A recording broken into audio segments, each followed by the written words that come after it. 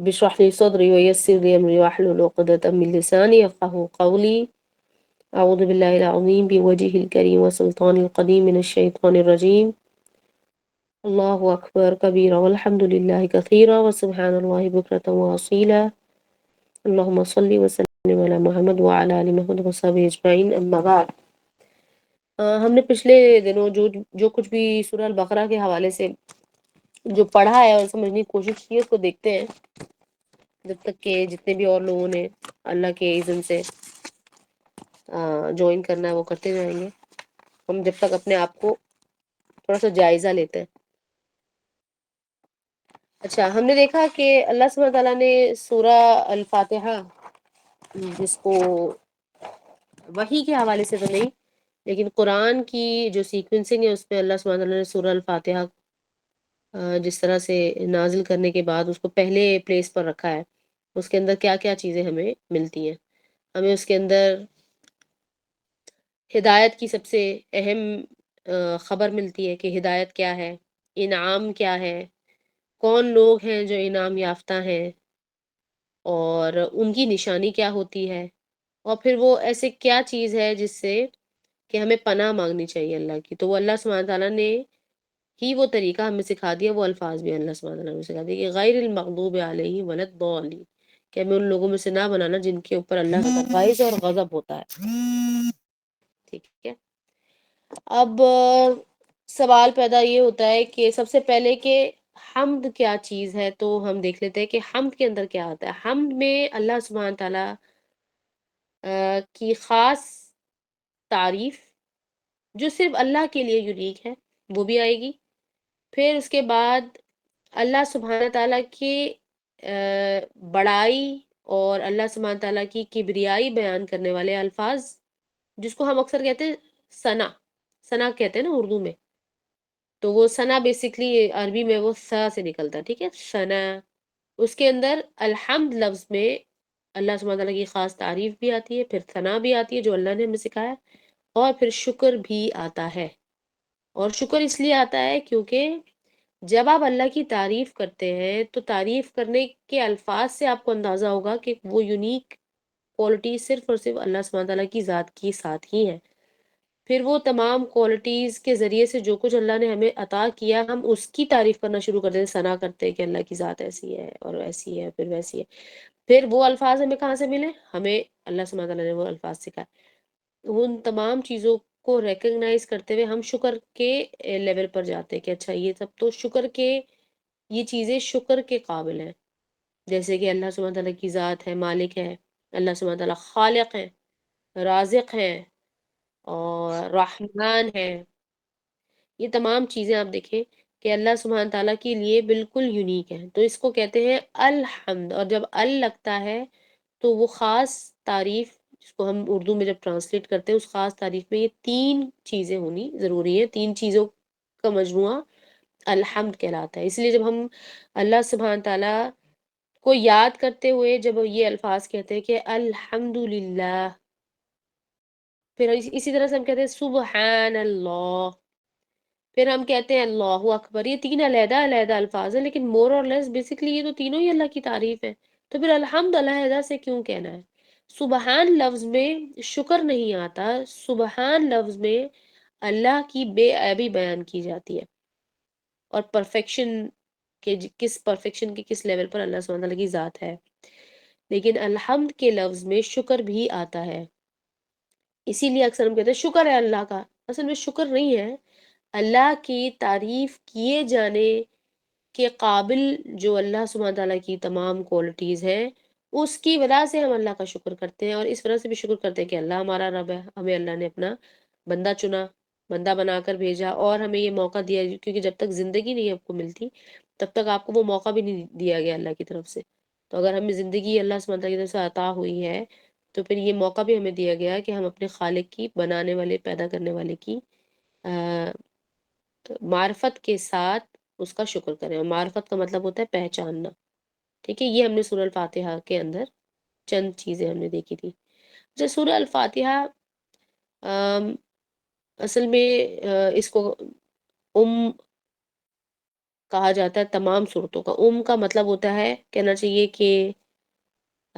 Route کہہ سکتے ہیں، یا ہم عام طور پر اگر کہیں کہ ماں ہر چیز کی، ہر چیز اس سے نکلی ہے، یا پھر ہر چیز وہیں پر جا کر مرج ہو جاتی ہے، جو کچھ بھی قرآن میں ایکسپلین کیا جا رہا ہے۔ تو اس صورت میں کچھ الفاظ اللہ سبحانہ تعالیٰ نے اور آیات اس طرح سے ہمارے لیے ڈیزائن کی، جو کہ تعریف کے ساتھ ساتھ، قرآن کے سمری کے ساتھ ساتھ ہمارے لیے ہدایت کی دعا بھی بن گئی، اور ساتھ ہی اس کے اندر نصیحت بھی بن گئی، وہ نصیحت بھی ہے اس کے اندر ہمارے لیے۔ اچھا، ہم نے یہاں پر دیکھا کہ رب العالمین، تو رب العالمین جب اللہ سبحانہ تعالیٰ یہاں پر اپنا انٹروڈکشن دے رہے ہیں، تو رب العالمین کا مطلب، رب کو ہم نے دیکھا تھا، رب کہتے ہیں تربیت کرنے والا، ایسا خالق جو کہ تربیت بھی کرتا ہے، ٹھیک ہے؟ اور تربیت کس طرح سے؟ ہمیں ریسورسز بھی اللہ نے دیے، یعنی کہ ہمارے جو بھی حواس خمسہ ہیں، یہ کہہ سکتے ہیں آپ، اور حواس خمسہ کے علاوہ جن لوگوں کے پاس یہ تمام سینسز نہیں بھی ہوتے، پھر بھی اللہ نے ان کو جو بھی ریسورسز دیے، اس کے ساتھ ساتھ گریجولی، بتدریج، جس طرح سے وہ بڑا ہوتا جاتا ہے، ایک چھوٹا بچہ پیدا ہوتا ہے، پھر وہ تھوڑا سا بڑا ہوتا ہے، پھر اس کی انتظام ہوتا ہے، اس کی سمجھ بوجھ اس کے لحاظ سے بڑی ہو رہی ہوتی ہے، ڈیولپ ہو رہی ہوتی ہے، یہ تمام چیزیں تربیت کا حصہ بنتی ہے، اس کا ایکسپوجر، یہ تمام چیزیں یہ اللہ تعالیٰ ڈیزائن کرتے ہیں کہ کون سا شخص کس فیملی میں، کس جگہ میں، کس سیٹنگ میں پیدا ہوگا، تو یہ تمام چیزیں رب ہی کر سکتا ہے۔ تو عالمین سے مراد ہے کہ جتنے بھی جہان ہیں، اور کتنے جہان ہیں؟ اب جہان کیونکہ اردو کا لفظ ہے، تو جہاں کا مطلب ہوتا ہے کسی بھی ایسی جگہ جہاں پر کوئی نہ کوئی ایکٹیویٹی ہو رہی ہے، اور ایکٹیویٹی کو ہم سمجھتے ہیں، ہمیں لگتا ہے بھئی آکسیجن کا ہونا ضروری ہے لائف کے لیے، پانی کا ہونا ضروری ہے، ایئر کا ہونا ضروری ہے، یہ تو ہمارے لیے ضروری ہے نا۔ اب اللہ سبحانہ تعالیٰ نے یہ ہمارے لیے یہ لمٹس لگائی ہیں، ہمارے لیے یہ ریسورسز بنائی ہیں،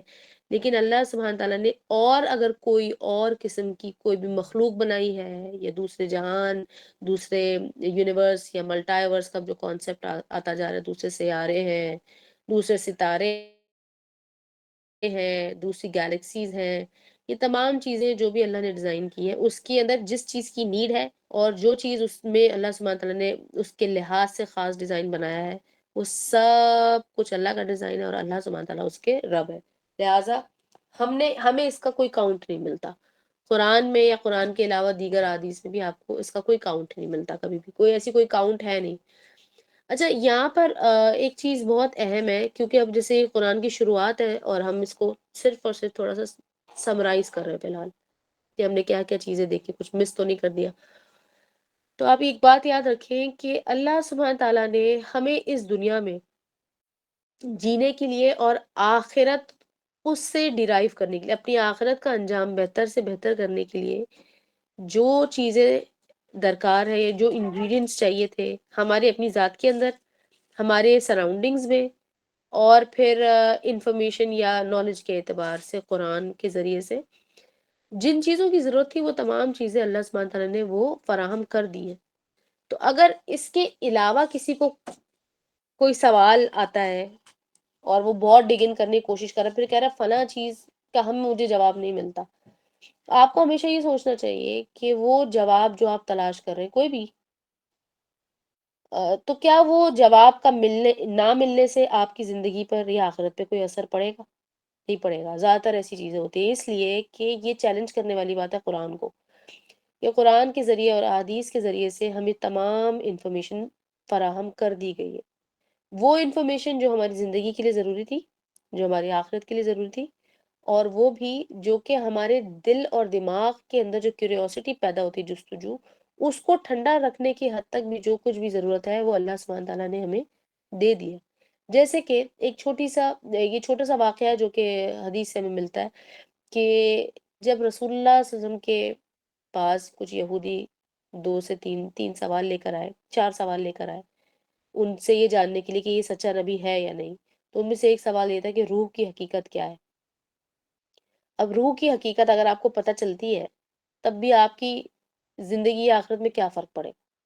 نہیں پتہ چلے گی تب بھی کیا فرق، دونوں دونوں صورتوں میں، لیکن رسول اللہ صلی اللہ علیہ وسلم نے اس کا کیا جواب دیا تھا؟ کہ روح اللہ کا امر ہے، بس۔ اب اس سوال کے اس جواب پر آپ کو مزید کیا انفارمیشن مل جائے گی؟ کوئی انفارمیشن نہیں ملے گی۔ اس کا تعلق ہماری زندگیوں سے اس حد تک ہے بھی نہیں، جتنا ہے اتنا بتا دیا گیا کہ روح کے ساتھ کیا ہوا تھا، روح کہاں پھونکی جاتی ہے، کون سے ٹائم پر پھونکی جاتی ہے انسانی جسم میں، اور اس کا کام کیا ہے، یہ پہلے کہاں تھی، حدیث سے پتہ چل جاتا ہے کہ یہ بعد میں کہاں چلی جاتی ہیں، عالم برزخ میں جب جاتی ہیں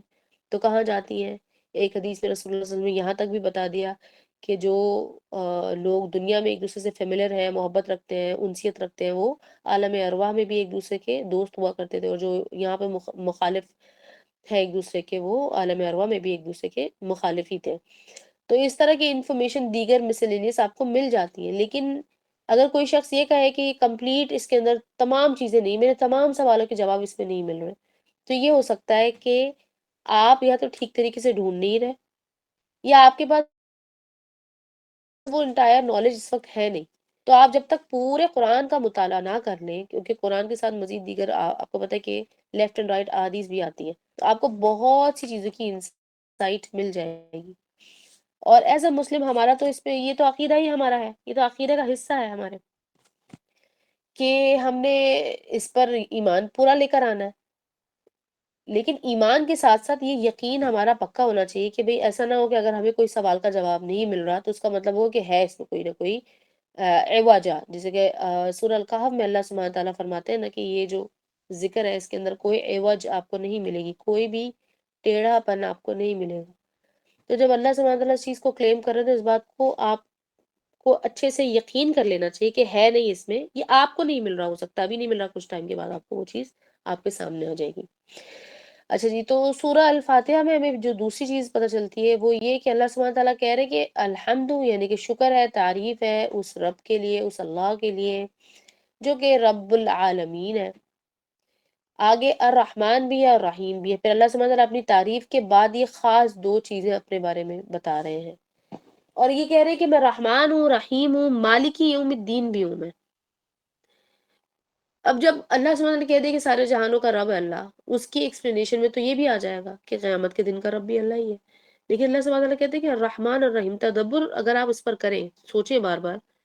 ریفلیکٹ کریں ان آیات پر، تو اللہ سبحانہ تعالیٰ یہ کہنا چاہ رہے ہیں، یہ بتانا چاہ رہے ہیں کہ مالک یوم الدین، حساب کتاب کے دن کا مالک میں ہوں، لیکن میں رحمان اور رحیم بھی ہوں۔ تو پھر اللہ سبحانہ تعالیٰ کی اس کوالٹی سے ہمیں فائدہ اٹھانا چاہیے، اللہ سبحانہ تعالیٰ کی ان ناموں سے بھی ہمیں فائدہ اٹھانا چاہیے۔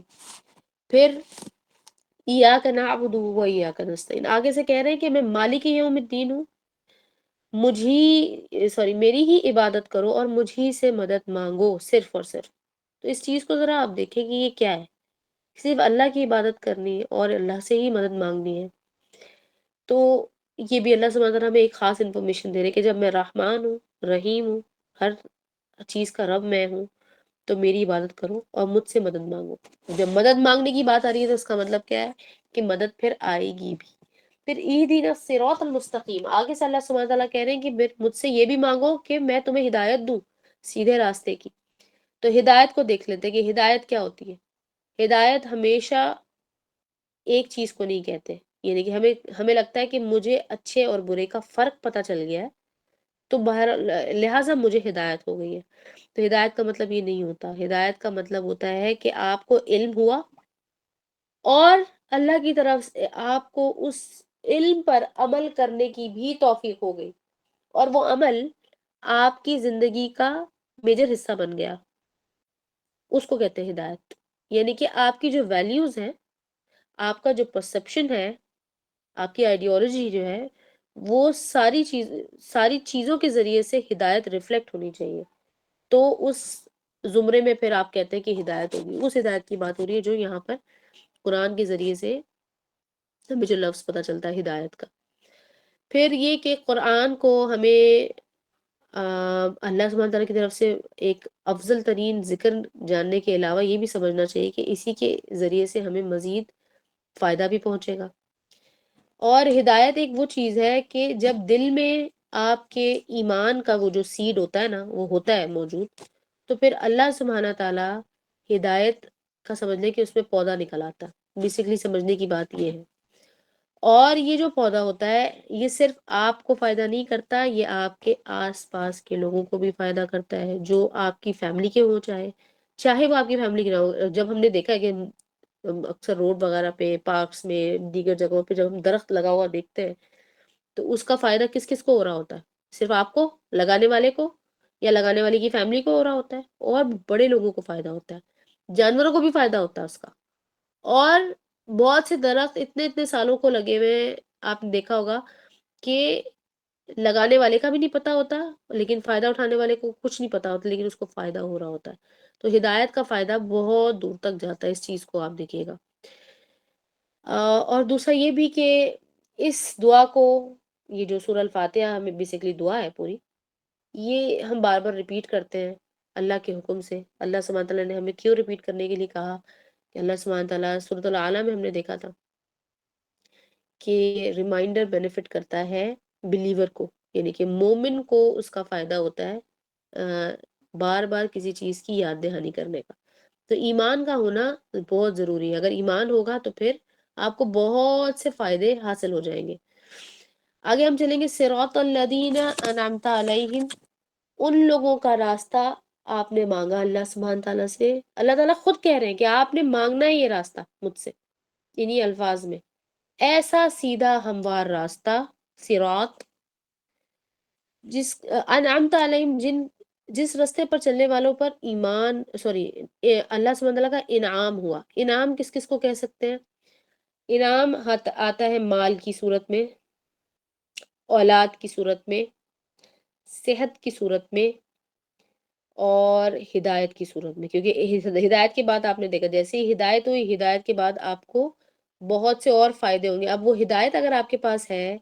تو یہ تمام چیزیں آپ کے لیے نعمت بن جائیں گی۔ اگر آپ کے پاس ہدایت نہیں ہے تو یہی مال، اولاد، صحت اور دیگر آپ کے جو بھی دنیا کے ثمرات ہیں، وہ ہو سکتا ہے کہ آپ کے لیے وہ نعمت نہ رہیں، وہ آزمائش جو ہے وہ آپ کے لیے آخرت میں کوئی اور ہی نتیجہ نکال دے۔ پھر انعام یافتہ بیسکلی کون ہے؟ جو تین کیٹیگریز ہم جو کہتے ہیں نا کہ بالکل فول پروف ہے، جس کے بارے میں کوئی سوال نہیں ہو سکتا، وہ ہے انبیاء، یہ انعام یافتہ ہیں۔ پھر اس میں آتے ہیں صدیقین، ٹھیک ہے، انبیاء پر یقین کرنے والے، ان کو فالو کرنے والے، ان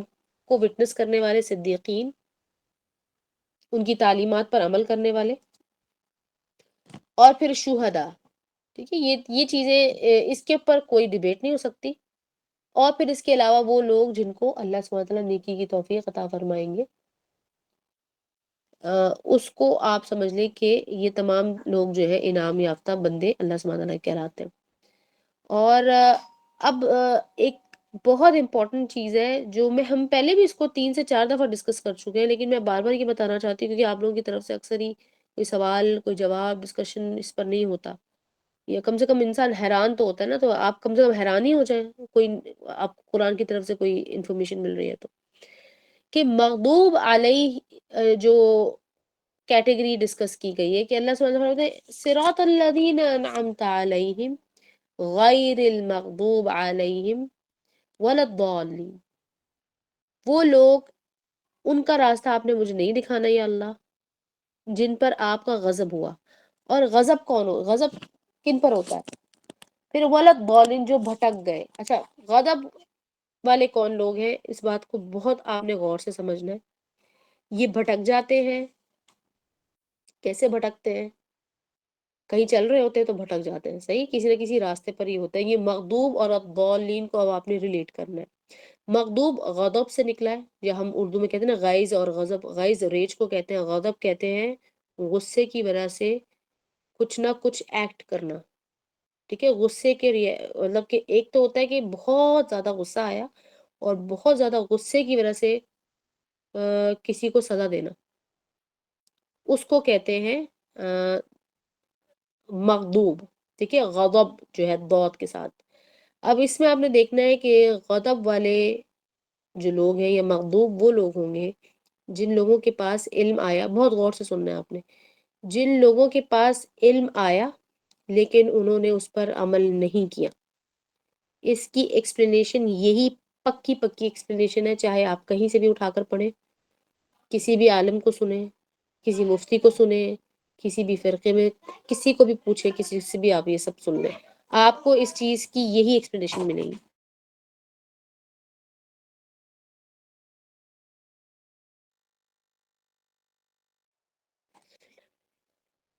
ٹھیک ہے. اچھا، علم دیا اور عمل نہیں کیا انہوں نے تو لہٰذا وہ مغضوب ہو گئے،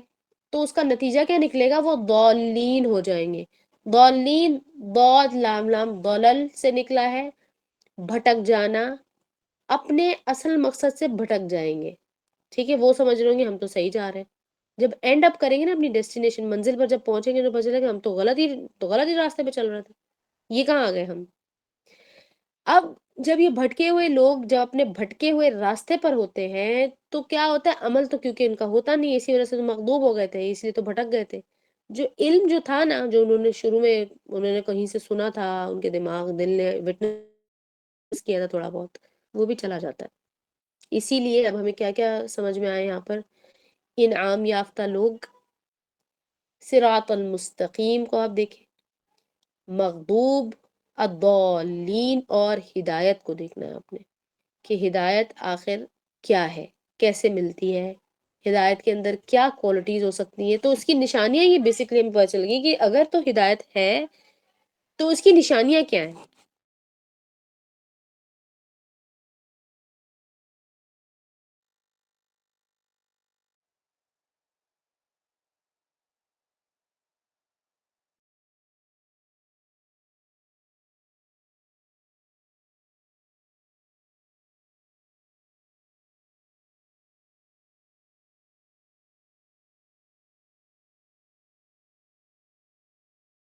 اچھا جی، تو یہاں پر ہمارا جو سوال بنتا ہے، دیکھیے ویسے تو ہم آپ کو پتہ ہے کہ تقریباً 35 آیتیں ہم نے کر لی الحمدللہ سورہ البقرہ کی، لیکن یہ کچھ چیزیں ایسی ہیں جس کو ہمیں روز روز ان الفاظ کو، ان کی پوائنٹس کو، جو کی ورڈز ہیں ان کو ہمیں روز وزٹ کرنا چاہیے، کیونکہ یہ وہ دعا، یہ وہ صورت ہے جو ہم نے نماز میں بار بار دہرانی ہے، اور بار بار دہرانے کے باوجود ہم بھولے ہوتے ہیں. پھر ہم یہ بھی بھول جاتے ہیں کہ کیا ہم جن کے بارے میں کہہ رہے ہیں کہ مغضوب کون ہے، ضالین کون ہے، کہیں ہم ہی تو نہیں ہیں ان میں سے. اور اکثر یہ ایسا ہوتا ہے کہ دن کے کچھ حصے میں ہم ضالین میں سے ہوتے ہیں، اور دن کے شاید بہت چھوٹے حصے میں ہم ہو سکتا ہے انعام یافتہ ہو سکتا ہے ہدایت یافتہ ہو. لیکن اس کے اندر اس صورت میں جو تدبر کے اینگل پہ میں آپ کو بتا رہی ہوں کہ آپ نے اللہ سبحانہ تعالیٰ کی جب تعریف کی، جب آپ نے اللہ کو کہا کہ الحمدللہ رب العالمین، یہ آپ نے کہا الحمدللہ، پھر آپ نے اللہ کے نام الرحمن رحیم سے جب آپ اللہ کو پکاریں گے اور پھر ان ناموں کے ساتھ اللہ سے مدد مانگیں گے، کیونکہ جب آپ اللہ کی عبادت جب آپ اللہ کی ان ناموں کو پکار رہے ہیں تو بیسیکلی آپ اللہ کی عبادت کر رہے ہیں، یا نعبد کر رہے ہیں. پھر آپ یا نستعین کریں گے، اللہ سے آپ مدد مانگیں گے. تو پھر آپ دیکھیں یقیناً اس کے بعد آپ نے فوراً اللہ سے ہدایت کی دعا کرنی ہے، ہدایت کی پہچان کی بھی دعا کرنی ہے، اور ہدایت کی بھی دعا کرنی ہے. اور ہدایت کا یہ مطلب جو ابھی ہم نے پڑھا ہے اس کو ذہن میں ضرور رکھنا ہے آپ نے. تو پھر اللہ سبحانہ تعالیٰ سے بالکل آپ گمان رکھیں کہ اللہ سبحانہ تعالیٰ آپ کو انعام یافتہ لوگوں میں شمار کر دیں گے. اچھا، صراط مستقیم جو ہے، یاد رکھیے گا کہ صراط جو ہوتا ہے صاد را اور طا، صراط جو ہے نا راستے کو تو کہتے ہی ہیں. اس صورت میں خاص طور پر ایک ایسا راستہ ہے جو صرف اور صرف دین کا راستہ صراط المستقیم ہو سکتا ہے. اچھا، ہم کہتے ہیں نا مستقیم، اردو میں بھی ایک لفظ ہے استقامت. استقامت کس کو کہتے ہیں؟ استقامت کہنے کا مطلب ہے ایسے جگہ پہ کھڑے ہو جانا استقامت کے ساتھ کہ جس میں آپ کا گریس بھی رہے، آپ گریسفلی کھڑے ہیں ایک جگہ پر، اور آپ کا بیلنس بھی ہے، آپ کو گرنے کا اس پہ ڈر بھی نہیں ہے کیونکہ آپ ایک ہموار سرفیس پہ کھڑے ہیں. ٹھیک ہے، استقامت کا مطلب یہ ہوتا ہے نا اسٹیڈ فاسٹنس آپ کے اندر ہو. تو صراط مستقیم پھر وہ راستہ بنے گا جو کہ سیدھا یا معتدل بیلنسڈ راستہ ہوتا ہے. اور یہ راستہ کون سا ہوتا ہے؟ یہ صرف اور صرف دین کا راستہ ہوتا ہے. اور یہ راستے کے بارے میں ایک یاد رکھیں کہ صراط بیسیکلی کسی بھی راستے کو کہتے ہیں جو کھلا راستہ ہوتا ہے، کہ بھئی یہ اوپن ہے، جس نے آنا ہے آ جاؤ. صحیح ہے، یہ ایسا نہیں کہ اس پہ کوئی سینکشن لگی ہے کہ تم نہیں آ سکتے، تم نہیں آ سکتے، تم نہیں آ سکتے. یہ راستہ اللہ کا، اس میں کرم، اللہ کا انعام یہ ہے کہ یہ راستہ کھلا ہے سب کے لیے، جو چاہے جب چاہے آ سکتا ہے۔ تو ہمیں کیا پتہ چلتا ہے؟ ہم جب گناہ کرتے ہیں تو اللہ سبحانہ وتعالی ہمارے لیے توبہ کا راستہ کھولا ہے۔ ہم جب اللہ کی نافرمانی، کفر کرتے ہیں، تو پھر اللہ سبحانہ تعالیٰ کے وہ نام، اللہ تعالیٰ کے وہ یونیک نام اور خوبصورت اللہ سبحانہ تعالیٰ کی کوالٹی کے رحمان اور رحیم، وہ ہمارے دل دماغ میں اس چیز کی کنوکشن بڑھاتی ہے کہ پھر اللہ سبحانہ تعالیٰ اپنا رحم اور کرم ہم پر کریں گے۔ پھر مالک یوم الدین کا یہ جو آیت ہے، اس کو جب آپ یاد کرتے ہیں تو آپ کو یہ بات اچھے سے یاد آ جاتی ہے کہ دین یعنی کہ مالک یوم الدین، ڈے آف ججمنٹ ایک آنے والا ہے، اس میں پیش ہو جاؤں گا، میری بہت ساری چیزیں سامنے آیا ہو جائیں گی اور اللہ مجھ سے بہت سے سوال کریں گے، تو لہٰذا میں پھر واپس ریورس گیئر کرتا ہوں اور ابھی اپنی زندگی میں ہی اللہ سے توبہ طائب ہو کر اللہ کی رحمت کے ذریعے سے، اللہ کی عبادت کے ذریعے سے اللہ کی مدد مانگتا ہوں اور ہدایت مانگتا ہوں۔ تو اب ہمارے پاس بہت ہی زبردست سٹینسل آ گیا چیک کرنے کے لیے کہ کیا ہم سیدھے راستے پر ہیں، کیا ہمیں ہدایت ہے، ہمیں علم ہے، اور کیا ہمارے پاس عمل بھی ہے، کیا ہمارے پاس ایسا وہ سیڈ ہے جو کہ اسپراؤٹ کرے گا، یعنی کہ جب وہ نکلے گا باہر، وہ ایک پودے کی شکل اختیار کرے گا، تو کیا وہ کسی کو فائدہ دینے کے لائق ہے؟ کیونکہ رسول اللہ صلی اللہ علیہ وسلم نے، آپ کو پتہ ہے کہ مومن کی مثال جب دی تو انہوں نے کہا، رسول اللہ صلی اللہ علیہ وسلم فرماتے ہیں کہ مومن کی مثال ایک درخت کی سی ہے۔ یاد رکھیے گا یہ بات، درخت کی سی کیوں ہے؟ ٹھنڈا ہوتا ہے، وہ خوبصورت ہوتا ہے، گھنا ہوتا ہے، اس میں بہت سے مخلوقات کے لیے اس میں سپیس ہوتا ہے، جو چاہے اس سے فائدہ اٹھا لے، ٹھیک ہے؟ اور وہ اس کی جو جڑ ہوتی ہے نا، وہ بڑی مضبوط ہوتی ہے۔ اور آپ کو پتہ ہے کہ یہ درخت کس درخت کے کس سے ملایا تھا رسول اللہ صلی اللہ علیہ وسلم نے، کس درخت کی اگزامپل دی تھی؟ آپ میں سے کوئی جانتا ہے کہ رسول اللہ صلی اللہ علیہ وسلم نے کس درخت کی اگزامپل دی تھی؟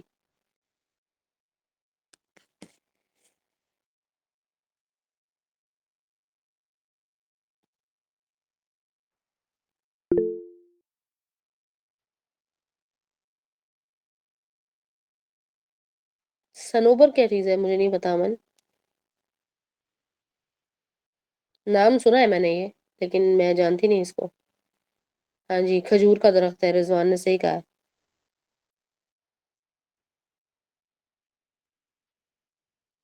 کھجور کا درخت ہے۔ ایسے سنوبر کیا ہے؟ آپ میں سے کوئی جانتا تو وہ بھی مجھے آج، مجھے میری بھی انفارمیشن میں اضافہ کر دیں۔ نام تو میں جانتی ہوں کہ نام بھی ہوتا ہے یہ، اور یہ کسی پلانٹ کا نام ہے، کس کا ہے نہیں پتا مجھے اردو میں۔ بہرحال سنوبر پھول ہے، اچھا اچھا۔ رسول اللہ صلی اللہ علیہ وسلم نے کھجور کے درخت سے تشبیہ دی تھی مومن کو، لیکن مومن کی بات ہو رہی ہے، مسلمان کا نہیں کہا میں نے، مومن۔ اور پھر میں یاد دلا دوں کہ اللہ سبحانہ تعالیٰ کی ذات اس چیز کا فیصلہ کرنے والی ہے۔ ویسے تو جو ہمیں احادیث اور قرآن کے ذریعے سے پتہ چلتا ہے وہ یہی کہ مومنین جو ہیں وہ جنت میں جائیں گے، مومنین، ٹھیک ہے؟ اور مومنین کے لیے جنت میں بڑا ویلکم ہے۔ ہاؤ ایور، مسلمان ہونا اپنے آپ میں اس بات کی دلیل ہے کہ آپ کو جنت ملے گی ایونچولی، اپنے تمام گناہوں کی سزا پانے کے بعد۔ یہاں تک اگر کسی کا کوئی سوال ہے، کوئی فلسفانہ، کوئی انفارمیشن ہے جو آپ میں سے کوئی شیئر کرنا چاہے تو پلیز کریں۔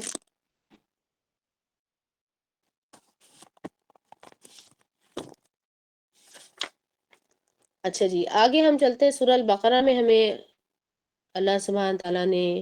3 کیٹیگریز سے روشناس کروایا، انٹروڈیوس کروایا۔ ایک تو وہ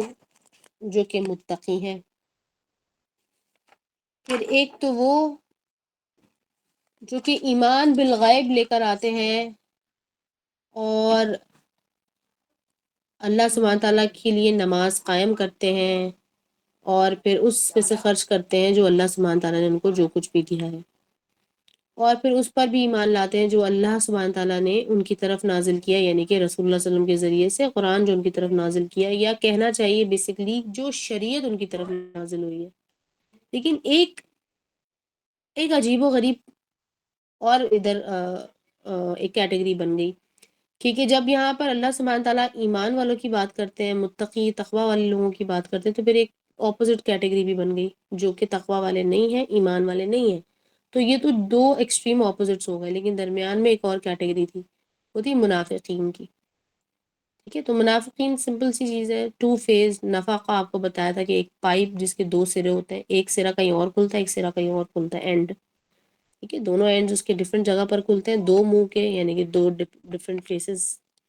اور رسول اللہ صلی اللہ علیہ وسلم نے یہ کیٹیگری بیان کرتے ہوئے یہ بھی فرمایا کہ تم میں سے بدترین شخص وہ ہے جو اپنے ایک بھائی سے کسی اور چہرے سے ملتا، دوسرے بھائی سے کسی اور چہرے سے ملتا. اس کا مفہوم تو بڑا گہرا ہو سکتا ہے، اس پر آپ غور کریں تو انشاءاللہ آپ کو بہت سی چیزیں سمجھ میں آئیں گی اس حدیث سے. پھر اللہ سبحانہ تعالیٰ فرماتے ہیں کہ وہ لوگ جو ایمان لے کر آتے ہیں ان کی نظر، ان کی سماعت، اور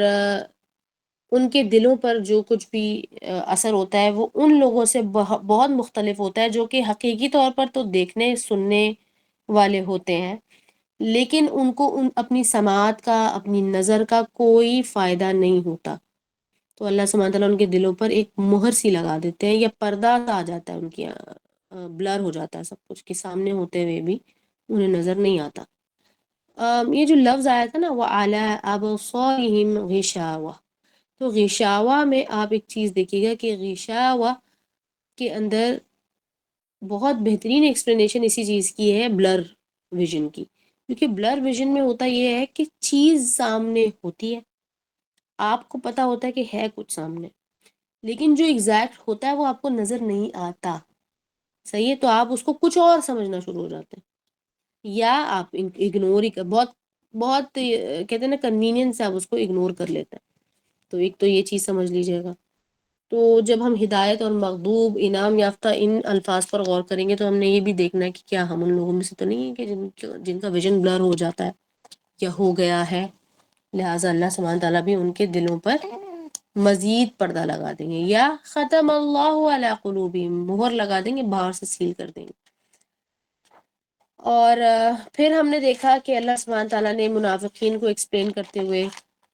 اور ہدایت کی روشنی کو ایکسپلین کرتے ہوئے کس طریقے سے کچھ اور بہت امپورٹنٹ انفارمیشن ہمارے سامنے رکھی کہ تخلیق آدم جو ہے وہ کس طرح ہوئی، کیوں ہوئی، اس کا ریزن کیا تھا. یہاں پر ہم آج کچھ آگے کی آیات تو نہیں کریں گے ایگزیکٹلی، لیکن یہ ضرور سمجھنے کی کوشش کریں گے کہ ان آیات میں اللہ سبحانہ تعالیٰ جب کہ یہ کہہ رہے ہیں فرشتوں سے کہ میں نے ایک نئی مخلوق بنا دی ہے، اور ایک اسپیشی میں نے بنا دی ہے جو کہ میرا خلیفہ بنے گا جا کے دنیا میں، نائب جس کو آپ کہتے ہیں نا، کہ مجھے ریپرزینٹ کرے گا. تو جب اللہ سبحانہ تعالیٰ کی ریپرزنٹیشن کی بات آئی، پھر اللہ سبحانہ تعالیٰ نے ایک ڈیمونسٹریشن دی حضرت آدم علیہ السلام کی ان سب کے سامنے. تو وہ ڈیمونسٹریشن میں آپ کو کیا لگتا ہے کہ امپورٹنٹ چیز کیا تھی؟ آپ میں سے کوئی پلیز بتائے اس پہ. کو جو لگ رہا ہے اس کو آپ نے ایکسپریس کرنا ہے، ضروری نہیں اس کا کوئی صحیح اور غلط آنسر نہیں ہوتا. یہ کوئی سوال ایسا نہیں ہے کہ بس اس کا کچھ نہ کچھ صحیح اور غلط ہی ہوگا. لیکن ہم تھوڑا برین اسٹارمنگ کریں گے کہ حضرت آدم علیہ السلام کی وہ ڈیمونسٹریشن، جو وہ الفاظ ادا کر رہے تھے، جو نام وہ بتائے چلے جا رہے تھے اللہ سبحانہ تعالیٰ کے حکم سے، اس پورے سیناریو میں آپ کو کیا لگتا ہے کہ بڑی کام کی بات کیا تھی؟ ایسا پرائیڈ کیا تھا جو اللہ سبحانہ تعالیٰ فیل کر رہے تھے، جو ہم نے کل ڈسکس کیا کہ تخلیق آدم میں خاص بات کیا تھی جو ہمیں سمجھ آ رہی ہے؟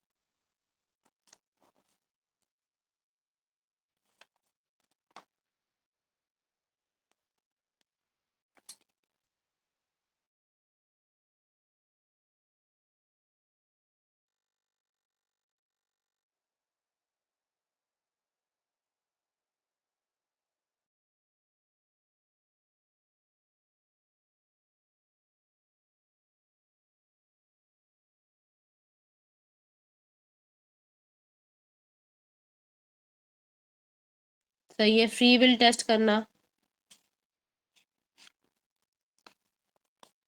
فری ول، ہاں ٹھیک ہے، فری ول اتھارٹی دینے کے بعد انسان کو، یہ تو دنیا میں اس کا مقصد ہو گیا نا۔ سوال یہ ہے کہ جب اللہ کے حکم سے آدم علیہ السلام فرشتوں کے سامنے جو بھی اپنی اسکل دکھا رہے تھے، جو اللہ نے انہیں سکھائی تھی، یعنی کہ جب اللہ سبحانہ وتعالیٰ نے کہا کہ علم آدم الاسماء کلہا، تو اس بات پہ کیا چیز ہمیں سمجھ میں آتی ہے کہ وہ کیا چیز ہو سکتی ہے جو کہ انسان کو ان فرشتوں کے سامنے پریزنٹیبل بنا رہی تھی؟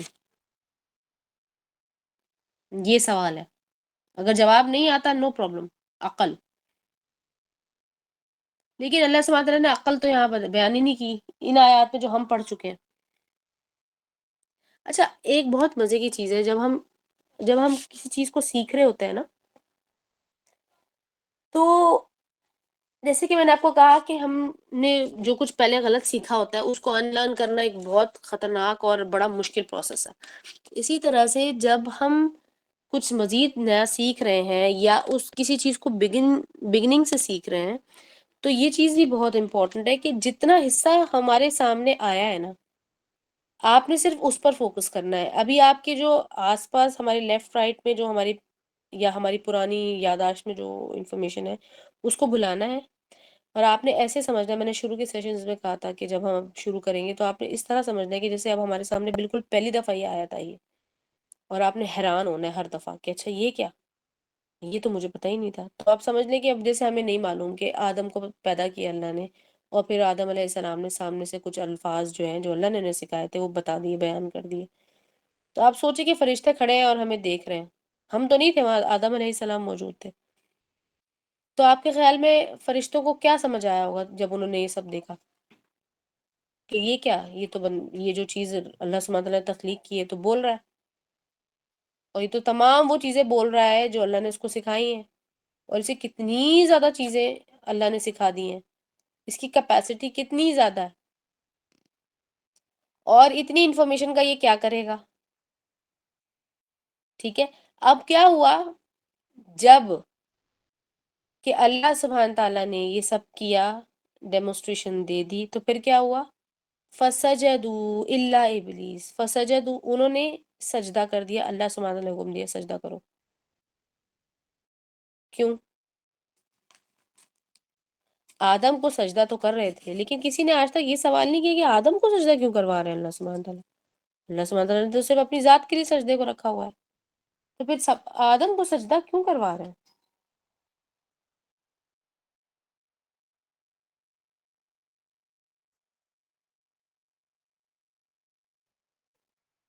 کسی نے سوچا آپ میں سے کبھی کہ آدم کو سجدہ کروانے کا مقصد کیا ہوگا؟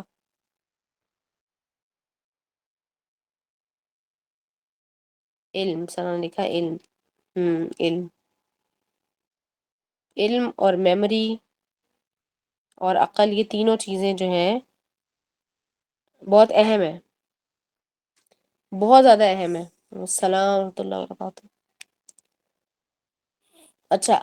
اصل میں اللہ سبحانہ تعالیٰ نے آدم علیہ السلام کو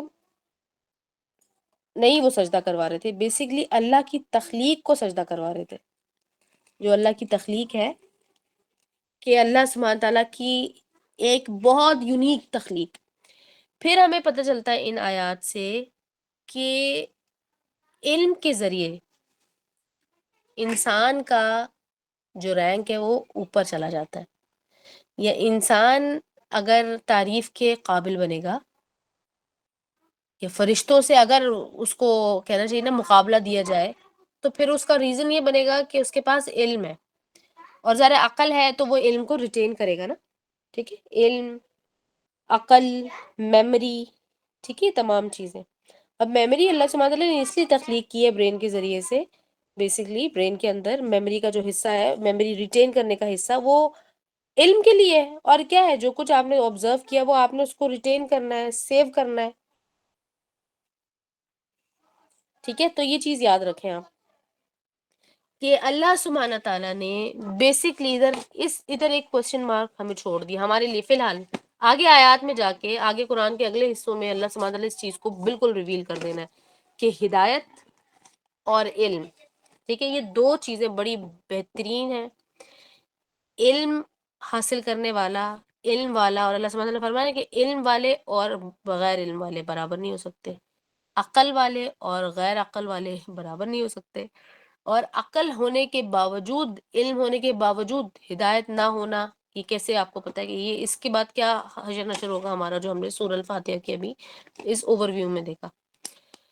اس سملرلی اگر آپ اپنا دماغ تھوڑا سا اور ڈگ ان کریں تو آپ کو اندازہ ہوگا کہ اللہ سبحانہ تعالیٰ نے کیا کرنا ہے۔ اب اللہ سبحانہ تعالیٰ نے بیسیکلی علم کے ذریعے سے ہمیں اوپر اٹھا دینا ہے،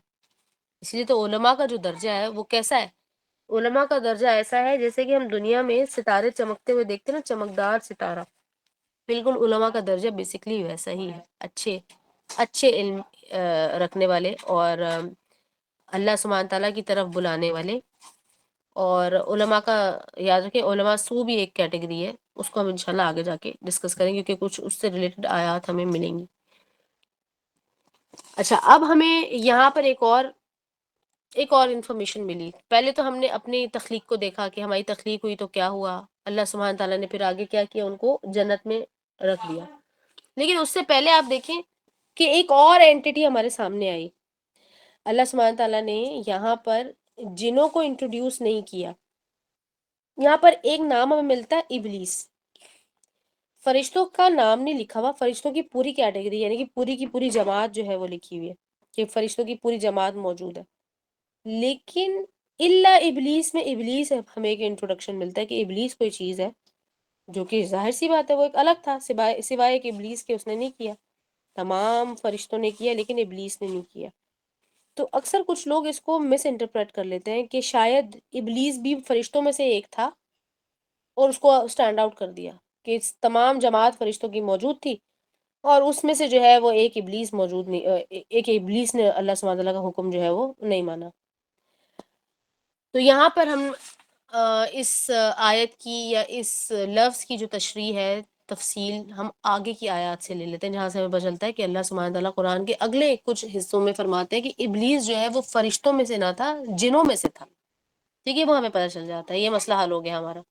اب آگے ابا واستکبرا، اس کو بڑی اس کو تکلیف تھی، اس کو جو انکار کی جو تکلیف ہوئی تھی وہ ہوئی تھی بڑا بننے کی چاہت میں۔ وہ چاہ رہا تھا کہ میں بڑا ہوں، میرے سامنے میں کیوں کسی کو سجدہ کر دوں، اور یہ بعد میں ڈیٹیل آئے گی کہ اس نے کیا ریزن پیش کیا۔ ٹھیک ہے، لیکن بڑا بننا اس وقت وہ ہم سے نہیں بڑا بننا چاہ رہا تھا، اس کے اس عمل سے وہ اللہ سبحانہ تعالیٰ کا کفر کیا کہ اللہ نے جب ایک حکم دے دیا تو پھر وہ اس کے برعکس اس نے کرنے کی کوشش آخر کیوں کی، اس کا الٹا کیوں کر رہا تھا۔ وہ جب اللہ کا حکم آ گیا تو پھر وہ اس کے علاوہ کچھ کیوں سوچ رہا تھا۔ یعنی کہ ایمان کا تقاضا یہ ہے کہ اب آپ کو صحیح غلط جو بھی آپ کی دماغ کہہ رہا ہے نا، اس کو چھوڑ کے آپ نے جس پر ایمان لایا ہے اس کی ہر چیز پر آپ نے کہنا ہے کہ لبیک میں حاضر ہوں۔ یہاں پر اس نے اپنا سارا کیا دھرا جو ہے وہ ضائع کر دیا۔ اب وَكَانَ مِنَ الْكَافِرِينَ، اور پھر وہ کافروں میں سے ہو گیا، اس سے پہلے کافروں میں سے نہیں تھا، لکھا ہوا ہے نا، اس آیت سے پتہ چلتا ہے کہ وہ پھر کافروں میں سے ہو گیا کیونکہ لیکن وہ پہلے نہیں تھا۔ پھر اللہ سبحانہ تعالیٰ آگے کہتے ہیں کہ بھئی آدم کو کہہ دیا کہ اب تم رہو سکون سے یا ٹھہر جاؤ ایک جگہ پر اور اپنی بیوی کے ساتھ۔ تو یہاں ہمیں پتہ چلتا ہے کہ یہاں پر پھر ان کی بیوی بھی آ گئی، ایک اور کیریکٹر آ گیا۔ ٹھیک ہے، کیریکٹر ایڈ ہوتے جا رہے ہیں، ایک کیریکٹر اور آ گیا، اور یہاں پر کوئی نام بھی نہیں بتایا گیا۔ ہاں، حدیث سے ہمیں پتہ چلتا ہے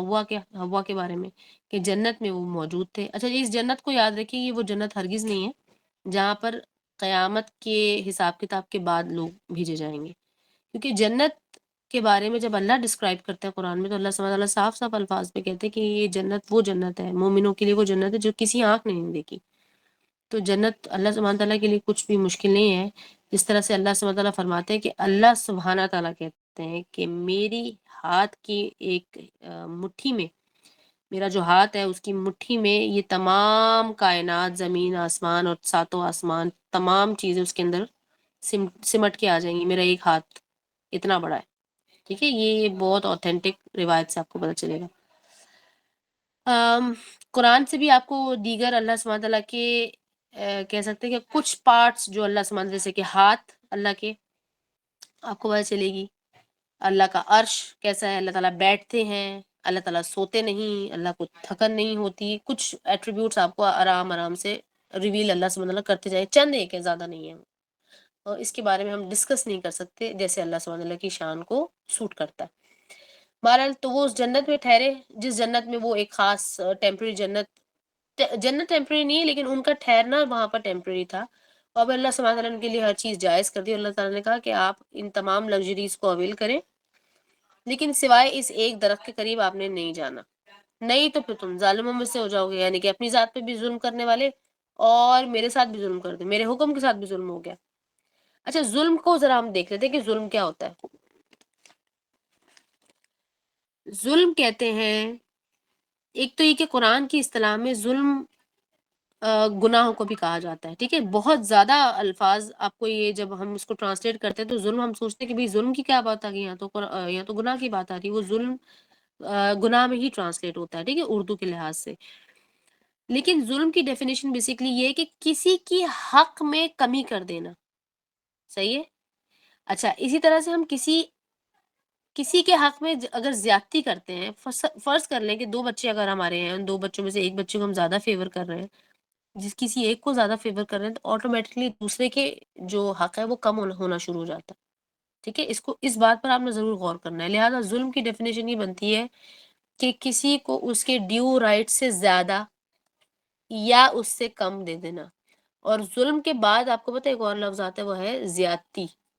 ٹھیک ہے، زیادتی، یہ قرآن میں بھی آپ کو یہ لفظ ملے گا۔ تو زیادتی اسی کو کہتے ہیں کہ ایک شخص ایک چیز کے قابل نہیں ہے، یا اس کو دینے کے لیے فلاں چیز کہا نہیں گیا، لیکن آپ اس کو پھر بھی دے رہے ہیں، جیسے کہ آپ کی توجہ، آپ کی محبت یا آپ کا وقت جو ہے وہ آپ کے فیملی کے لیے ہونا چاہیے، نہ کہ کسی اور کے لیے۔ تو اگر آپ کسی اور کو، اپنی فیملی، اپنے بچے، اپنے شوہر سے زیادہ ٹائم دے رہے تو یہ آپ ظلم کر رہے ہیں، ٹھیک ہے، یہ زیادتی کہلائے گی۔ اس طرح سے اگر آپ اور اپنے گھر والوں کو کم ٹائم دے رہے تو ان کے ساتھ آپ ظلم کر رہے ہیں، ٹھیک ہے۔ اچھا، تو یہ ظلم کی ڈیفینیشن آپ نے یاد رکھنی ہے۔ اس ظلم کی ڈیفینیشن کو آپ قرآن کی کسی بھی آیت کے لفظ جب ظلم آتا ہے اس میں جب آپ رکھیں گے تو انشاءاللہ آپ اس کو یہ ڈیفینیشن بالکل فٹ آئے گی اس میں۔ بہرحال ہم اگر آیت نمبر 36 میں دیکھیں تو ہوتا یہ کہ پھر اس نے شیطان یا ابلیس نے ان کو سمجھ لے کہ اس کے کان بھر دیے ان کے، اور ان کو اس جگہ سے نکلوا دیا، فَأَزَلَّهُمَا، ان دونوں کو نکال دیا، اور پھر ان دونوں کو جب نکلنے کا ریزن کیا بنا کہ پھر اللہ سبحانہ تعالیٰ کی انہوں نے نافرمانی کر دی تھی۔ اب آپ نے سوچنا یہ ہے کہ جہاں پر اتنی چیزیں موجود تھیں وہاں پر ایک چیز کو چھوڑ دینا کیا مشکل ہے کسی کے لیے بھی،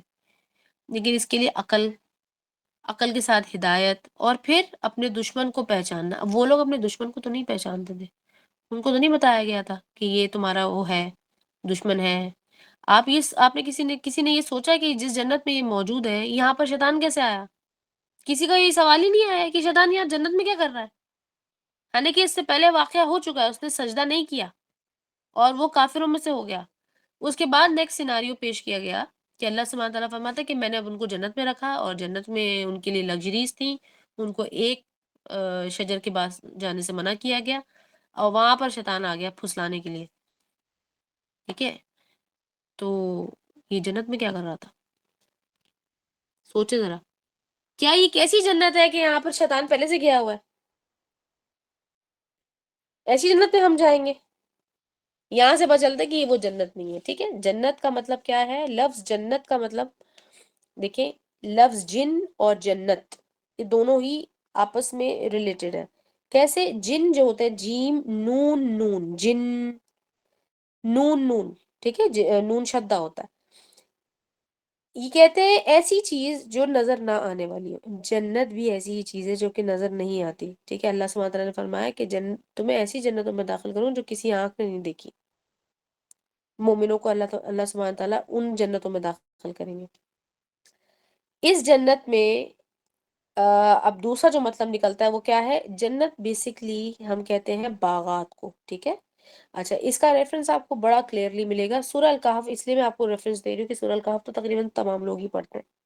اور اگر جو اتنا باقاعدگی سے نہیں بھی پڑھتے پر اس کی بہت سی واقعات جو ہیں وہ اچھے سے سب کو معلوم ہے۔ تو اس میں سورہ الکہف کے اندر جب باغوں کے واقعے کا ذکر آتا ہے، دو دوستوں کے بارے میں، تو اس کے اندر جو لفظ استعمال ہوا ہے وہ ہے جنات، ٹھیک ہے، کہ اس کے پاس دو باغ تھے۔ تو جنت کیا ہوگی؟ ایسی جگہ ہوگی جہاں پر باغات ہوں گے۔ اچھا، اس ریفرنس سے آپ کو میں ایک اور بھی بات بتا دوں کہ جیسے کہ رسول اللہ صلی اللہ علیہ وسلم نے ہمیں دیگر اذکار بتائے، جیسے کہ لا حول ولا قوت الا باللہ، اس کو پڑھنے سے نہ صرف یہ کہ آپ کی دنیا کے 99 مسائل حل کیے جاتے ہیں، بالکل اوتھینٹک حدیث ہے یہ، جس میں کہ رسول اللہ صلی اللہ علیہ وسلم فرماتے ہیں کہ سب سے چھوٹے درجے کا جو مصیبت ہے وہ ہے غم، ڈپریشن اور غم، لیکن اس ذکر کو کرنے والے کے لیے جنت میں درخت اور محلات بھی بنائے جاتے ہیں۔ اسی طرح سے سورہ اخلاص کے بارے میں بھی آپ کو ملے گا۔ اسی طرح سے سبحان اللہ، الحمد للہ، اللہ اکبر، یہ تمام اذکار اور دیگر اذکار بھی، لا الہ الا اللہ وحدہ لا شریک لہ لہ الملک ولہ الحمد وہو علی کل شیء قدیر، یہ ذکر بھی، اور لا الہ الا اللہ، خالی یہاں تک بھی یہ ذکر بھی آپ کو ملے گا۔ اب ایک روایت کے مطابق کہ ایک شخص داخل ہوگا جنت میں اور اس کو جنت تو حاصل ہو جائے گی اپنے کسی عمل کی وجہ سے، کسی کی دعا کی وجہ سے، یا کسی اور کے عمل کی وجہ سے۔ ہم کون سے ایسے اعمال ہیں کہ بھئی کچھ لوگ ہیں جو کہ ڈھیروں کے ڈھیر لے کر آئیں گے نیک اعمال کے، لیکن انہوں نے کسی کے ساتھ زیادتی کی ہوگی، کسی کا حق کھایا ہوگا، کسی کی چغلی کی ہوگی، کسی پر الزام لگایا ہوگا، تو ان کے جتنے بھی نیک اعمال ہیں وہ ضبط کر لیے جائیں گے، ٹھیک ہے، اور دوسرے کے جو گناہ ہیں وہ ان کے زمرے میں آ جائیں، ان کے حصے میں ڈال دیے جائیں گے۔ تو پھر ان کے ساتھ کیا ہوگا؟ اب سمجھ لیں کہ یہ ان میں اس طرح کے کچھ لوگ ہیں جن کے جو ہے وہ اعمال کم سے کم سے کم ہوتے جا رہے ہیں۔ اب اگر ان کے حصے میں جنت آ گئی تو ہو سکتا ہے کہ وہ جنت ایک چٹیل میدان ہو۔ رسول اللہ صلی اللہ علیہ وسلم ایک حدیث میں فرماتے ہیں کہ جنت ایک چٹیل میدان ہے۔ چٹیل میدان کا مطلب بالکل ہموار سرفیس ہے، اور اس میں تم ذکر کے ذریعے سے، اللہ کے ذکر کے ذریعے سے اپنے لیے اس کو مزین کرو، اس کو خوبصورت بناؤ، اس کو ڈیکوریٹ کرو۔ اور ذکر اذکار کون سے ہیں؟ جو ابھی ہم نے جو تذکرہ کیا۔ اس کے علاوہ دیگر اور اذکار بھی ہیں، اور قرآن کی خوبصورت تلاوت کرنے والے یاد رکھیے گا، خوبصورتی کے ساتھ، اچھی آواز اور تلفظ کے ساتھ تلاوت کرنے والے لوگ اللہ سبحانہ تعالیٰ کے جو مقرب فرشتے ہیں ان کی جماعت کے ساتھ اٹھائے جائیں گے، یا ان کے ساتھ اس کیٹیگری میں شامل ہوں گے وہ لوگ جو کہ بہت خوبصورتی کے ساتھ قرآن کو پڑھتے ہیں۔ پھر آتے ہیں دوسرے لوگ جو کہ مشکل کے ساتھ قرآن پڑھتے ہیں لیکن کوشش کرتے ہیں، تو رسول اللہ صلی اللہ علیہ وسلم فرماتے ہیں کہ ان لوگوں کے لیے ڈبل اجر ہے، دگنا اجر ہے، ٹھیک ہے، تو یہ بات یاد رکھیں۔ اور ہم کیونکہ جنت کو ڈسکس کر رہے تھے تو جنت کے ڈسکشن میں یاد رکھیں کہ رسول اللہ صلی اللہ علیہ وسلم فرماتے ہیں کہ قرآن کو جنہوں نے پڑھا ہوگا، قرآن پڑھنے والے قرآن پڑھتے جائیں گے اور جنت کے اندر داخل ہوتے جائیں گے، کہ اللہ سبحانہ تعالیٰ کا حکم ہوگا کہ پڑھو قرآن جہاں تک تم پڑھ سکتے ہو، اور جہاں پر تم ٹھہرو گے وہی تمہارا مقام ہوگا جنت میں۔ تو اس کے حوالے سے کچھ علماء یہ فرماتے ہیں کہ قرآن کو پڑھنے سے مراد ہے قرآن کا وہ حصہ جو آپ نے دنیا میں حفظ کیا ہوگا، یا وہ حصہ جو آپ بہت زیادہ پڑھتے ہوں گے۔ اور ظاہر سی بات ہے، ہم جانتے ہیں، ہم سب جانتے ہیں کہ ہم جس حصے کو پڑھتے ہیں، چاہے وہ تھوڑا ہو، زیادہ ہو، چھوٹی صورت ہو، کوئی پرانی ہم نے بچپن میں یاد کی، یہ تمام چیزیں جو ہیں وہ کچھ ریپیٹیشن کے بعد ہمیں اچھے سے یاد ہو جاتی ہیں، ہے نا، یعنی کہ ہم اس کو کہیں درمیان سے بھی شروع کریں تو ہم اس کو کنٹینیو کر پاتے ہیں۔ تو یہ جو چیز ہے قرآن کا کچھ حصہ یاد کر لینا، حفظ کر لینا، یہ چیز آپ کو ضرور فائدہ دے گی۔ پھر اس حصے کو اچھے طریقے سے خوبصورتی کے ساتھ اس کی تلاوت کو پڑھ لینا، یاد کر لینا، اس کو سیکھنا، دس از ویری امپورٹنٹ، کیونکہ ابھی آپ کو یہ دو چیزیں جو میں نے آپ کے سامنے بیان کی۔ پھر جنت کا ہم کیونکہ ذکر کر رہے تھے تو جنت کے اندر آپ دیکھیں کہ جنت میں جو ہمارا مقام جو بھی ہوگا، اللہ سبحانہ تعالیٰ ہم سب کو جنت عطا فرمائے، اور دوزخ کی آگ سے اللہ سبحانہ تعالیٰ ہم سب کو بچائے، جہاں پر جتنے بھی لوگ موجود ہیں، اور وہ تمام لوگ جو کہ اللہ کی رضا کی خاطر کسی بھی طرح سے وہ اللہ سبحانہ تعالیٰ کو راضی کرنے میں لگے ہیں اپنے جتنے بھی تھوڑے بہت علم کے ساتھ، اللہ سبحانہ تعالیٰ ان کی اس کوشش کو قبول کرے۔ تو لہٰذا جنت میں اپنا مقام پانے کے لیے آپ یاد رکھیں کہ جتنا جتنا جنت کے اندر آپ جاتے جائیں گے اتنی اتنی اس کی جو خوبصورتی ہے وہ آپ ایکسپلور کرتے جائیں گے، تو جتنا زیادہ آپ قرآن یاد کریں گے اتنا زیادہ آپ جنت کی ڈیپتھ میں جائیں گے۔ اور جنت کے بارے میں ہم نے ایک دفعہ ڈسکس کیا تھا، تو جنت کے بارے میں آپ کو میں نے بتایا تھا کہ اللہ سبحانہ تعالیٰ کا عرش جو ہے وہ جنت الفردوس الاعلیٰ کے بالکل اوپر ہے، یعنی کہ اللہ کے عرش کے بالکل نیچے جو حصہ ہے جنت کا، وہ سب سے بہترین جو درجہ ہے نا، اونچا ترین جو درجہ ہے، جہاں پر شہداء، صدیقین اور انبیاء موجود ہوں گے۔ اور اگر آپ اس کو ان احادیث کو جس کے اندر یہ تمام ڈسکرپشنز آتی ہیں، جب آپ اس کو پڑھیں گے تو آپ کو کچھ ایسا اندازہ ہوگا کہ شاید جنت جو ہے وہ سرکولر پیٹرن میں موجود ہے۔ اور اسی طرح سے آپ اس کو اس طرح بھی سمجھ سکتے ہیں، پیرامڈ کے شکل میں بھی سمجھ سکتے ہیں، کیونکہ رسول اللہ صلی اللہ علیہ وسلم کی ایک حدیث موجود ہے جس میں کہ رسول اللہ صلی اللہ علیہ وسلم بیان کرتے ہیں کہ یہ جو آسمان دنیا تمہیں نظر آتا ہے، یہ اس کے اگلے آسمان سے کمپیریٹیولی اتنا چھوٹا ہے جیسے کہ صحرا میں ایک رنگ پڑی ہو، یعنی کہ ایک انگوٹھی پڑی ہو۔ اور پھر دیگر آسمان کو بھی اسی طرح سے رسول اللہ صلی اللہ علیہ وسلم نے ڈسکرائب کیا۔ تو اگر آپ اس ڈسکرپشن کو ذرا غور کریں نا، ان کو صرف الفاظ کے بہاؤ کی طرح نہ پڑھتے جائیں، اگر آپ اس کو غور کریں تو آپ کو اندازہ ہوگا کہ سرکولر پیٹرن میں شاید موجود ہے۔ تو جتنی ڈیپتھ میں آپ جائیں گے وہ درجات جو ہیں وہ اس طرح سے آپ کے بڑھتے چلے جائیں گے۔ پھر درجات بلند کرنے کا ایک اور ذریعہ، خاص طور پر دیکھیں کہ اللہ سبحانہ تعالیٰ کا بڑا فضل اور کرم ہے کہ دنیا میں، یعنی کہ صرف زندہ لوگوں کے لیے نہیں، جو لوگ اس دنیا سے جا چکے ہیں، انتقال کر چکے ہیں، ان کا بھی درجہ بڑھانے کا کچھ طریقے موجود ہیں، جس میں سے دو چیزیں جو کہ بہت زیادہ اوتھینٹک ہیں۔ اس کے علاوہ جو ابھی میں مینشن کروں گی، اس کے علاوہ جو بھی چیزیں ہیں وہ اوتھینٹک ہے ہی نہیں، پتہ نہیں وہ کون ہے، کہاں سے لا رہا ہے، کیسے وہ رائج ہو گئی ہیں، اور پھر اس کے بارے میں اس کو کرٹیسائز کرنا وہ بہت بڑا پرابلم بن جاتا ہے سب کے لیے، لیکن اس پر غور کرنا ضروری ہے۔ دیکھیں، قرآن کی تلاوت کرنا قبروں پر جا کر، مرے ہوئے لوگوں کو قرآن بخشوانا، یہ ان کو کیسے فائدہ کر سکتا ہے؟ قرآن تو زندہ لوگوں کے لیے ہے، قرآن تو زندگی میں استعمال کرنے کے لیے تھا نا، مرے ہوئے لوگوں کے لیے تھوڑی ہے۔ نہ ہی وہ جس طرح سے ہم کہتے ہیں کہ قرآن شیلف رکھنے کے لیے تو نہیں ہے۔ تو اسی طرح سے جو لوگ اس دنیا سے جا چکے ہیں ان کے لیے صرف دو چیزیں رسول اللہ صلی اللہ علیہ وسلم نے فرمایا، ایک تو استغفار ان کے حق میں کرنا، ٹھیک ہے، ان کے گناہوں کی معافی مانگنا، وہ کوئی بھی کر سکتا ہے، کوئی بھی کر سکتا ہے، ضروری نہیں کہ اس سے ہمارا رشتہ ہونا ضروری ہے۔ دوسرے نمبر پر صدقہ کرنا، اور رسول اللہ صلی اللہ علیہ وسلم فرماتے ہیں کہ مرنے والے شخص نے جو اپنی نیک اولاد پیچھے چھوڑی ہے، جو کہ صدقہ جاریہ بن جائے گی اس کے لیے، وہ اس کے مغفرت کا باعث بھی بنے گی اور اس کے درجات بھی بلند کرنے کا باعث بنے گی۔ اسی طرح سے صدقہ جاریہ کا جو بھی انتظام کرتے ہیں، وہ صدقہ جاریہ مسلسل چلتا جا رہا ہے، تو آپ کو اس کی وجہ سے آپ کا جو مرتبہ ہے وہ اوپر جاتا جاتا ہے۔ تو اب ہم جو زندہ ہیں، مرے ہوئے لوگوں کے لیے دعا کریں، مومنین کے لیے کہ رسول اللہ صلی اللہ علیہ وسلم نے 3 مختلف دعائیں سکھائی ہیں، اور جو مومنین انتقال کر چکے ہیں، مومنین مسلمان، ان کے لیے۔ دوسرے نمبر پر ہم خود زندہ ہیں ابھی، جب تک اللہ نے ہمیں مہلت دی ہے، تو ہمیں یہ کوشش کرنی چاہیے کہ ہم صدقہ کے ساتھ ساتھ صدقہ جاریہ کا بھی انتظام کریں، ٹھیک ہے، تاکہ ہمارے لیے اب ہم کسی اور پر ڈیپینڈ نہیں کریں، آپ صرف اپنی ذات پر ڈیپینڈ کریں، اور ان چیزوں پر، ان اعمال پر ڈیپینڈ کریں جو کہ رسول اللہ صلی اللہ علیہ وسلم نے ہمیں سکھا دی ہے کہ بھئی یہ تم کرو گے تو یہ چیز تمہیں دنیا میں بھی اور آخرت میں بینیفٹ کرے گی، اور تمہارے مرنے کے بعد بھی بینیفٹ کرے گی۔ تو یہ تمام چیزیں پھر سورہ البقرہ کی فضائل میں ہم چلتے ہیں، تو سورہ البقرہ کے فضائل میں ہم نے دیکھا کہ سورہ البقرہ کے بارے میں رسول اللہ صلی اللہ علیہ وسلم فرماتے ہیں کہ اس کی، اب کیونکہ یہ ایک اچھی خاصی بڑی صورت ہے اور قرآن کی سب سے بڑی سورہ البقرہ ہے، تو اس کو اللہ کے اذن سے انشاءاللہ جب تک بھی ہم مکمل کریں گے، لیکن اس کے فضائل جاننا بہت ضروری ہے۔ رسول اللہ صلی اللہ علیہ وسلم فرماتے ہیں کہ سورہ البقرہ جو لوگ پڑھتے ہیں، یہ ان کی زندگی میں، ان کے گھر میں، ان کے معاملات میں برکت ہوتی ہے۔ سورہ البقرہ کے پڑھنے والے پر شیطان حملہ نہیں کرتا، 3 دن تک اس گھر میں شیطان داخل نہیں ہو سکتا جس گھر میں سورہ البقرہ کی تلاوت کی جاتی ہے۔ پھر یہ کہ سورہ البقرہ جادو کا توڑ ہے،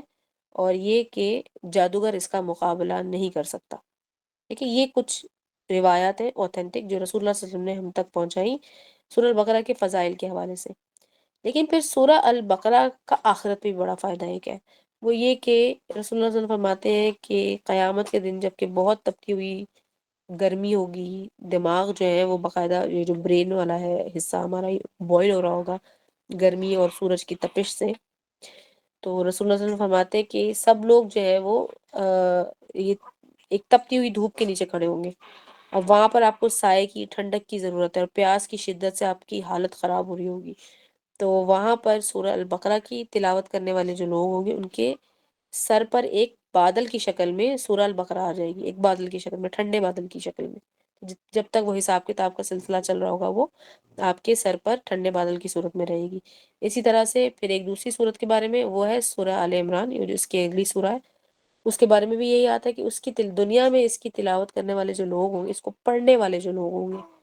تو تلاوت میں آپ وہ تلاوت نہ سمجھے جو پاکستان اور انڈیا میں ہم سمجھتے ہیں کہ صرف ریڈ آن کر لیا، یعنی کہ اس کو پڑھنے والے، اس پر عمل کرنے والے لوگ، اس کو بار بار وزٹ کرنے والے لوگ، اور یہ بھی اللہ کی طرف سے ایک کرم ہے، اللہ کا فضل ہے، اس لیے کیونکہ یہ بہت بڑی بڑی صورتیں ہیں اور شریعت کے بہت بڑے اور میجر احکام ان دونوں صورتوں میں آپ کو مل جاتے ہیں،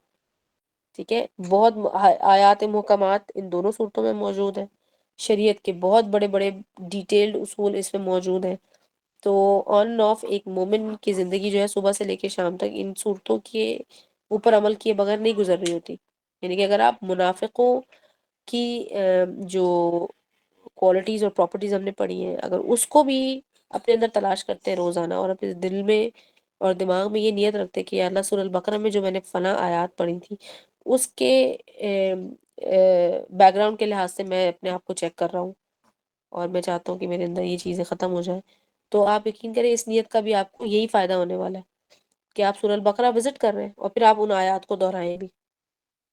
یہ چند فضائل ہیں،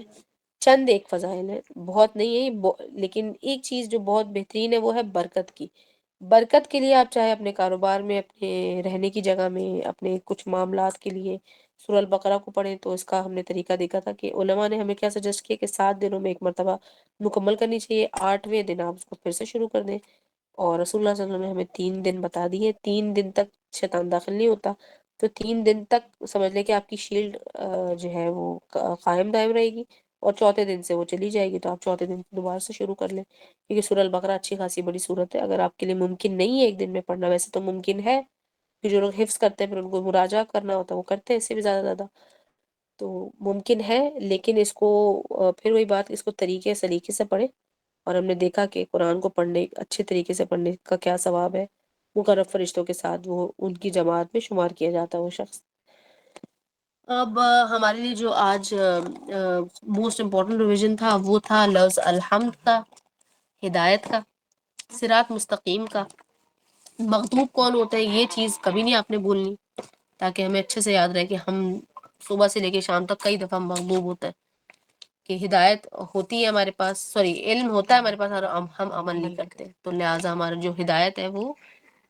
ڈمنش ہونا شروع ہو جاتی ہے، ٹھیک ہے، اور ہدایت کیا چیز ہے؟ ہدایت اللہ سبحانہ تعالیٰ کی طرف سے نور ہے، اور ہدایت اللہ سبحانہ تعالیٰ ہر اس شخص کو عطا کرتے ہیں جو اللہ سے مانگتا ہے۔ مقبول فول پروف مقبول دعا میں سے جو اگر کوئی دعا ہے وہ صرف اور صرف ہدایت کی دعا ہے، اور رسول اللہ صلی اللہ علیہ وسلم نے ہمیں دیگر مصنون دعاؤں میں سے جو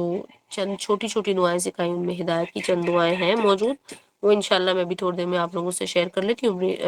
گروپ میں،